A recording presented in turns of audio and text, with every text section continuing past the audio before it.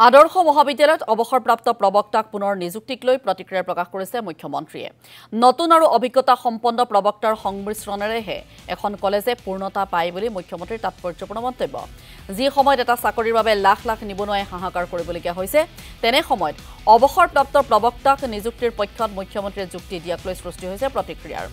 নিৰ্দিষ্ট ডিগ্ৰী লাভেৰে মহাবিদ্যালয়ত চাকৰি কৰাৰ আশা পুহি ৰখা বহু চাকৰি প্ৰত্যাশীৰ হিতৰ বিপৰীতে এই সিদ্ধান্ত লোৱা হৈছে বুলি প্ৰতিক্ৰিয়া প্ৰকাশ কৰিছে বিভিন্নজনে।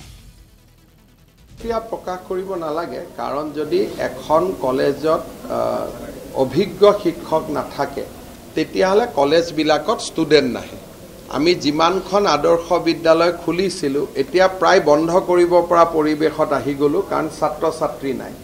যেতিয়া আমি কিয় ছাত্ৰ ছাত্ৰী নাই সোধোঁ যে তাত অভিজ্ঞ শিক্ষক নাই, সেইকাৰণে আমি আধা আধা কৰি দিছোঁ। অভিজ্ঞ শিক্ষকো থাকিব, নতুন শিক্ষকো থাকিব। কিন্তু নতুন প্ৰজন্মক দিলে যে আকৌ তাৰ পিছৰ প্ৰজন্মটো কলেজত নাহে, সমস্যাটোতো চবফালে চাব লাগিব ন। আমি নতুন প্ৰজন্মক দিলোঁ, কিন্তু নতুন প্ৰজন্মৰ পিছৰ প্ৰজন্মটো কলেজত নাহে। সেইকাৰণে অভিজ্ঞতাৰ মূল্যটো আমাৰ সমাজত সদায় আছে। নতুন আৰু পুৰণা দুইটাৰ সংমিশ্ৰণতহে সমাজখন চলে।